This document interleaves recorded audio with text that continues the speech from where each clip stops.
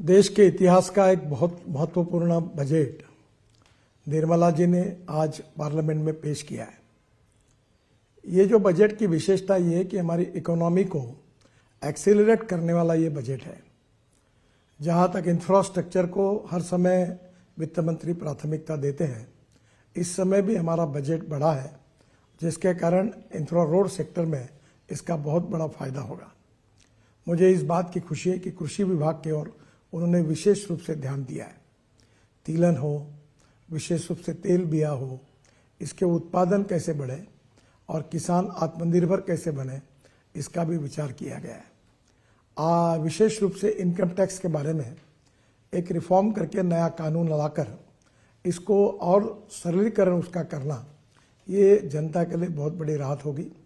और 12 लाख रुपए के उत्पादन के लिए इनकम टैक्स में जो राहत दी गई है, वो भी बहुत महत्वपूर्ण है।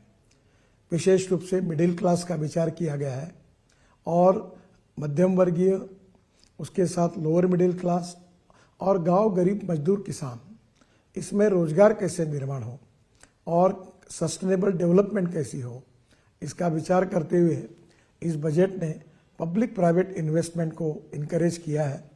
मुझे लगता है ये बहुत बड़ा सेक्टर है, जिसके कारण नए रोजगार निर्माण होंगे, ग्रोथ बढ़ेगी और निश्चित रूप से देश के विकास में उसका योगदान होगा।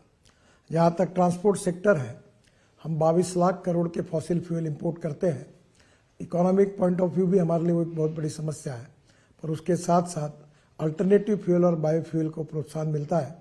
इसलिए विशेष रूप से लिथियम आयन बैटरी अब सस्ती होगी। Scooter, electric car, electric bus, अब इलेक्ट्रिक ट्रक, इनकी कीमतें कम होगी। जो $150 पर किलोवाट पर आवर थी, वो $105 पर किलोवाट पर आवर आई है, वो $100 के नीचे जाएगी और इलेक्ट्रिक के वाहन और लोकप्रिय बनेंगे, प्रदूषण से मुक्ति मिलेगी और देश में नए रोजगार निर्माण होंगे। इसके लिए भी उन्होंने विशेष रूप से जो टैक्स में रियासत दी है, वो निश्चित रूप से बहुत उपयोगी है। मैं निर्मला जी का बहुत अभिनंदन करता हूं और प्रधानमंत्री मोदी जी के नेतृत्व में आत्मनिर्भर भारत, $5 ट्रिलियन की इकोनॉमी और विश्व की हम तीसरी अर्थव्यवस्था बनने की प्रक्रिया में है, उसमें निश्चित रूप से हम कामयाब होंगे, ऐसा विश्वास व्यक्त करता हूं। नमस्कार।